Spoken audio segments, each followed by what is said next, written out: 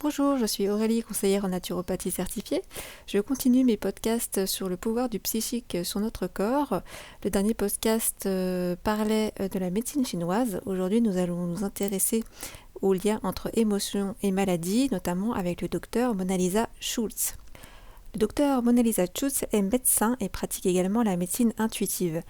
La patiente lui communique uniquement son nom et son âge et grâce à cela, le Dr Schultz va distinguer à la fois la condition physique de la personne et son état émotionnel. À partir de là, elle pourra conseiller la patiente sur les problèmes qu'elle distingue.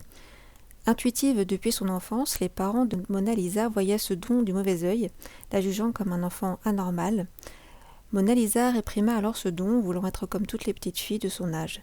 À l'université, on lui diagnostiqua une maladie du cerveau nommée narcolepsie, au cours de laquelle le cerveau reçoit le message de dormir et de rêver immédiatement, chose auquel le corps répond dans l'instant en s'endormant dans n'importe quelle situation. Mona-Lisa décida alors d'aller voir un médecin intuitif, Marisa. Elle lui expliqua qu'elle pouvait résoudre son problème de narcolepsie en libérant ses émotions et en reconnectant son esprit et son corps et en laissant s'exprimer son esprit intuitif enfoui depuis son enfance.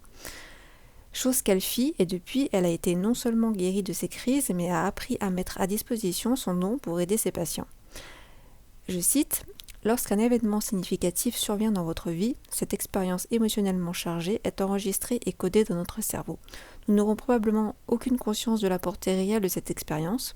Cependant, en s'ajoutant à d'autres souvenirs émotionnellement chargés, elle influencera chacun de nos actes futurs, qu'il s'agisse de choisir notre compagnon ou notre carrière. » Fin de citation.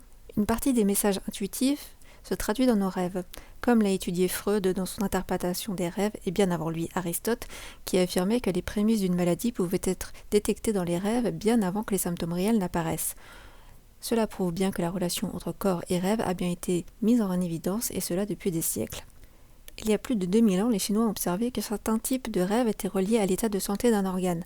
Par exemple, les rêves de terreur, de mort et de feu correspondent à l'organe du cœur. Les rêves d'étouffement, de fuite, d'objets métalliques relient l'organe du poumon. Les rêves de dégoût, de pénurie ou d'abondance de nourriture, de construction d'immeubles sont associés à l'appareil digestif. Et enfin, les rêves de bateau, de noyade correspondent aux organes du rein et de la vessie. Le Dr Schultz met en avant la nécessité de parler de ses émotions. En effet, si nous refoulons nos sentiments, ces émotions se transformeront en langage symbolique de symptômes, puis en maladie.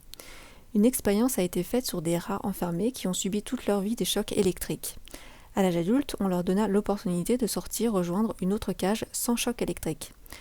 Tous les rats décidèrent de revenir dans leur cage d'origine avec les chocs électriques.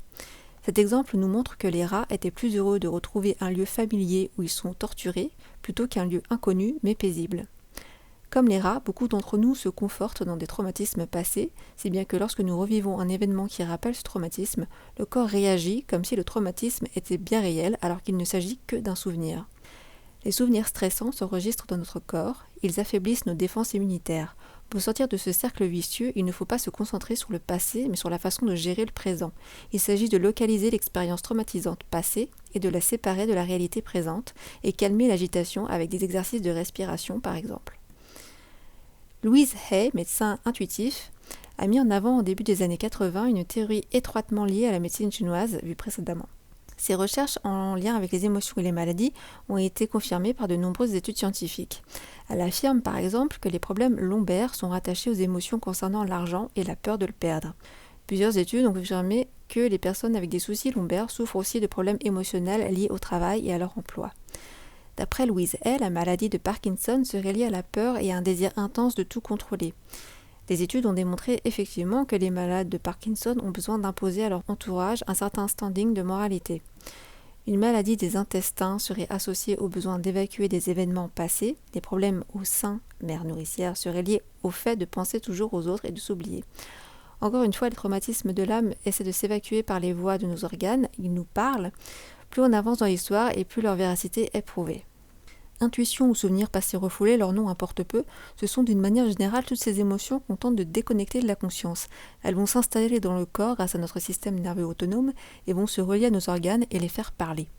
Au cours des dernières années, les avancées très importantes ont été faites dans ce domaine, grâce notamment à Bruce Lipton, chercheur et ex-professeur d'école de médecine, et son livre révolutionnaire qui s'appelle Biologie des croyances. À partir de ses recherches sur l'ADN, il a démontré que les gènes ne sont pas figés mais peuvent être influencés et modifiés par l'environnement extérieur.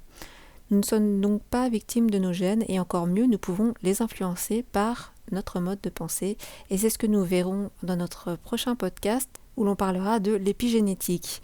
En attendant, je vous souhaite une belle journée. Si vous avez des questions ou des remarques, n'hésitez pas à les laisser en commentaire, j'y répondrai avec plaisir et en attendant, je vous dis à bientôt.